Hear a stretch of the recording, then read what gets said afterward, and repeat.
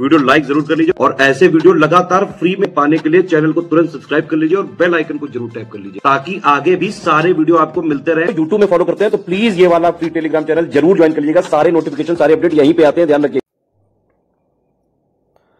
नमस्कार साथियों, स्वागत है आप सभी का स्टडी फॉर सिविल सर्विसेज में। ये क्लास है हमारी मॉडर्न इंडिया की और जैसा कि आपको पता है कि मॉडर्न इंडिया में हम लोग पढ़ रहे हैं मॉडर्न इंडिया के इंपॉर्टेंट प्रीवियस ईयर क्वेश्चन जो विभिन्न परीक्षाओं में पूछे जा चुके हैं। तो ये सीरीज बहुत ही इंपॉर्टेंट है, यहाँ से आपको पेपर में सवाल मिलेंगे। तो चलिए बिना किसी देरी के शुरू करते हैं। देखो जरा, ठीक है। इंग्लैंड में विशेषज्ञों ने भारत संकट में है का नारा लगाया था। जब भारत के विशेषज्ञ इंग्लैंड में थे तो उन्होंने भारत की स्थिति को इंग्लैंड की जनता के सामने दर्शाने के लिए ये नारा दिया था, ठीक है। 19वीं शताब्दी में उड़ीसा में एक भीषण अकाल पड़ा था। काफ़ी महत्वपूर्ण है यह अकाल, इसका समय याद रखना। इसका समय है 1866 से 1867। काफ़ी भयानक अकाल था। कुछ अकाल बहुत ही फेमस हैं, जैसे ओडिशा का अकाल है, बंगाल का अकाल है, ये काफ़ी महत्वपूर्ण है। अगला पॉइंट देखिए, पिंडारियों का दमन जो है लॉर्ड हेस्टिंग्स ने किया है। पिंडारियों का पहला उल्लेख मुगलों के महाराष्ट्र पर 1869 के आक्रमण के समय आता है। 19वीं शताब्दी के आरंभिक वर्षों में पिंडारियों के 3 नेता थे, चीतू, वासिल मोहम्मद और करीम खां। पिंडारियों की बात मैं अगर करूं साथियों तो पिंडारियों को कहा जाता है मराठों का शिकारी कुत्ता। शिकारी कुत्ता क्या करता है? तो जिसका हमें शिकार करना होता है उसके पीछे हम छोड़ते हैं शिकारी कुत्ता। तो शिकारी कुत्ता क्या करेगा कि मान लीजिए हमें खरगोश का शिकार करना है तो शिकारी कुत्ता खरगोश के पीछे पड़ जाएगा और उसको बुरी तरह से थका देगा। जब खरगोश बुरी तरह से थक जाएगा तो हम आसानी से खरगोश का शिकार कर सकते हैं।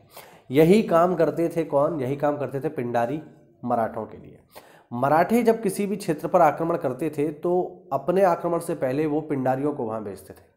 पिंडारी उस इलाके में बुरी तरह से लूटमार मचाते थे, है ना, बुरी तरह से आतंक मचाते थे और जिस पर आक्रमण वो करते थे उसकी सारी ऊर्जा पिंडारियों को या पिंडारियों से बचने में ही समाप्त हो जाती थी। और बाद में जब उस क्षेत्र पर मराठे आक्रमण करते थे तो वह पूरी शक्ति से आक्रमण कर ही नहीं पाता था, मतलब अपना बचाव कर ही नहीं पाता था और सामने वाला जो क्षेत्र था वो मराठे आसानी से जीत लेते थे। तो ये इनकी रणनीति थी, इसीलिए पिंडारियों को कहते थे मराठों का शिकारी कुत्ता। अभी कुछ समय पहले एक मूवी भी आई थी, है ना, मतलब टाइम हो गया, 8-10 साल करीब हो गए।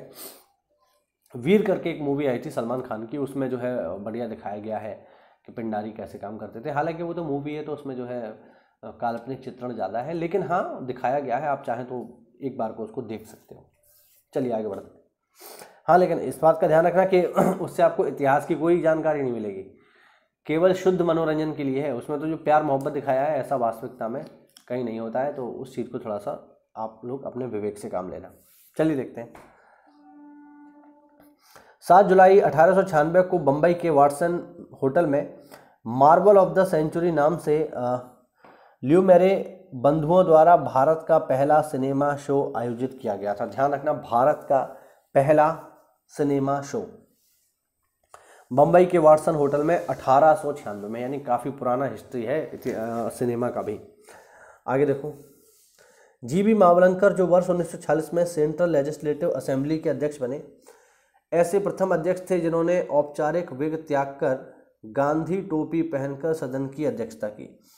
औपचारिक विग का मतलब क्या होगा? जैसे आपने पुरानी मूवीज़ में देखा होगा कि जज वगैरह जो बैठते थे तो अपने बालों पर विग लगाते थे सफ़ेद रंग के, जिसमें जो है छल्लेदार बाल होते थे गोल गोल। याद करिए, आपने कहीं ना कहीं ये सीन जरूर देखा होगा। जज वगैरह जब जो पुराने ज़माने के जो जज होते थे अंग्रेज़ों के टाइम के, तो वो ऐसा करते थे, है ना। तो जो बड़े बड़े पदों पर लोग होते थे वो ऐसा करते थे। तो ये जो है सेंट्रल असेंबली के अध्यक्ष, ये भी ऐसा करते थे। लेकिन जीबी मावलंकर ने इस परंपरा को त्याग दिया और उन्होंने महात्मा गांधी वाली टोपी पहनी।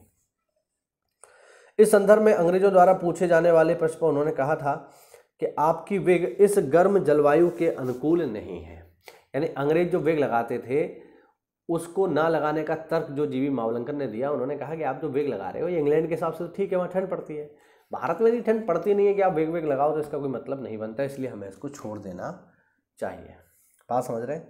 तो इस तरीके से जो है, अच्छा भारत में आप देखो आज भी बहुत सारे काम हम ऐसे करते हैं जिनका कोई लॉजिक नहीं है, है ना, जो बस हम सीधे सीधे कॉपी करते हैं अंग्रेजों से। जैसे कोर्ट है, अब कोट जो है वो अंग्रेजी परिधान है ना।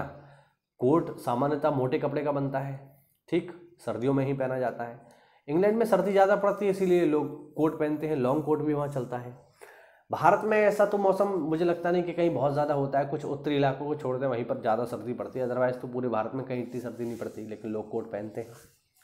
दूसरा आप देख लो मोजा। मोजा अंग्रेज पहने समझ में आता है, वहाँ भीषण सर्दी होती है तो लोग मोजा पहनते हैं क्योंकि ठंड से बचाव होना है। यहाँ मोजा पहनने का क्या तुक है, लेकिन लोग पहन रहे हैं क्योंकि लकीर के फकीर हैं। ठंडे प्रदेशों में लोग क्या करते हैं, ठंडे प्रदेशों में लोग ब्रेड का सेवन करते हैं। ब्रेड बेसिकली क्या है, मैदा का बना हुआ होता है और उसको जो है लंबे समय तक प्रयोग में लिया जा सकता है। एक प्रकार से सड़ा हुआ जो है मैदा है वो, है ना, मतलब उसी तरीके से बनता है वो। अब हमारे यहाँ, अब भाई वहाँ तो डेली के वहाँ देखिए इंग्लैंड में या ठंडे देशों में वहाँ खेती की सुविधा इतनी बढ़िया नहीं है, तो वहाँ पर लोग अगर ब्रेड खा रहे हैं तो समझ में आता है यार हमारे यहाँ खाने पीने की क्या कमी है। हमारे यहाँ तो इतनी खेती होती है कि हम पूरी दुनिया को खिला सकते हैं, लेकिन लोग यहाँ पर भी जो है सड़ा हुआ ब्रेड जो है खाते हैं 4-4 दिन फ्रिज में रख के। तो ये बस क्या है, ये अंग्रेज़ों के जो क्रियाकलाप हैं हम उन्हें बस कॉपी करते हैं और ये हमारी आदत है। और अंग्रेज भी इस चीज़ को बहुत अच्छे समझते थे, इसीलिए उन्होंने भारत में अंग्रेजी शिक्षा की शुरुआत की, क्योंकि वो जानते थे कि भारतीय लोग एक नंबर के नकलची हैं। वो लॉजिक वॉजिक नहीं लगाते हैं, वो बस फॉलो करना शुरू कर देते हैं अंधे होकर के। और ये चीज़ हम आज भी देखते हैं। कहाँ देखते हैं, आपने देखा होगा बहुत सारे लोग फटी जीन्स पहनते हैं। क्यों फटी जीन्स पहन रहे हैं, क्योंकि उनका कोई पसंदीदा यूट्यूब पर कोई स्टार है या मूवी स्टार है, वो फटी जीन्स पहन रहा है तो वो भी फटी जीन्स पहन रहे हैं। फैशन है भैया। तो बस ऐसे ही अंदाज लोग बिना अकल लगाए चीज़ों को फॉलो करते रहते हैं, लॉजिक वॉजिक वो लगाना नहीं चाहते। यही कारण है कि अंग्रेज़ों ने हम पर इतने लंबे समय तक शासन कर लिया, क्योंकि वो हमारी मानसिकता को समझ चुके थे, हमारी बुद्धि को समझ चुके थे। तो इस तरीके से चीज़ें जो है चलती हैं। उम्मीद करता हूँ ये 2-4 फैक्ट आपको बहुत अच्छे समझ में आए होंगे, पेपर में आपको मिलेंगे। मिलते हैं साथियों अगली क्लास में, तब तक के लिए जय हिंद, जय भारत, वंदे मातरम।